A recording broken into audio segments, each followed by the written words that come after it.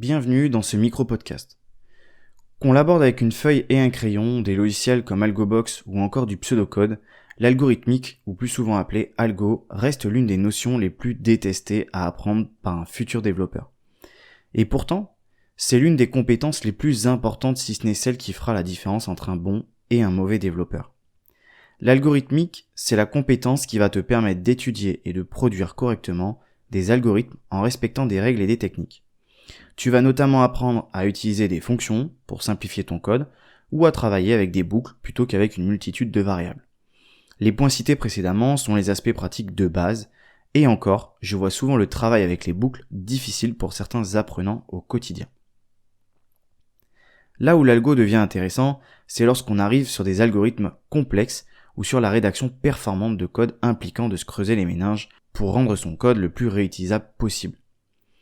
Forcément, qui dit algorithme complexe ou code réutilisable dit forcément qu'il faut maîtriser toutes les bases avant de pouvoir se lancer dans ce type de rédaction d'algorithme. De bonnes notions d'algo permettront souvent d'éviter une grande partie des refactorisations faites sur les projets d'entreprise. Comprendre ici la réécriture d'un code déjà existant pour le simplifier ou le rendre plus performant. Mais attention, l'algo n'est pas le seul responsable de ces refactos.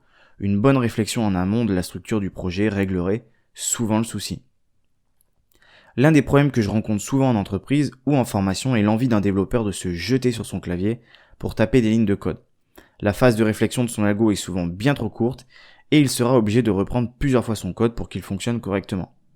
Et forcément, plus le projet est gros ou complexe, plus l'algo aura d'impact sur le projet et plus il sera nécessaire d'être rigoureux et discipliné dans la rédaction de ce dernier. La programmation n'est que l'apprentissage de langage qui permet de discuter avec la couche informatique ciblée. Mais ce qui permet d'écrire du code propre et performant, c'est bien l'algorithmique. Par exemple, une boucle fonctionnera toujours de la même manière, peu importe le langage. Une condition s'exécutera toujours de la même manière aussi.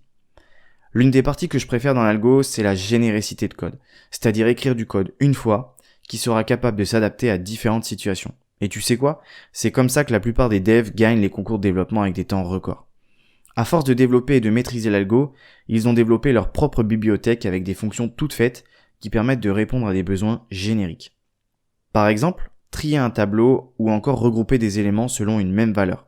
Ces fonctions sont écrites de manière à ce qu'elles prennent en paramètre toutes les informations variables et elles recracheront en sortie le résultat. Du coup, pendant que les autres participants réécrivent pour chaque exercice une boucle sur un tableau, eh bien eux, ils n'ont qu'à utiliser leurs fonctions et se consacrer à la logique même de leur algo.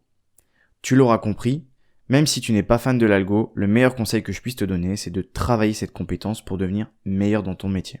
À la semaine prochaine.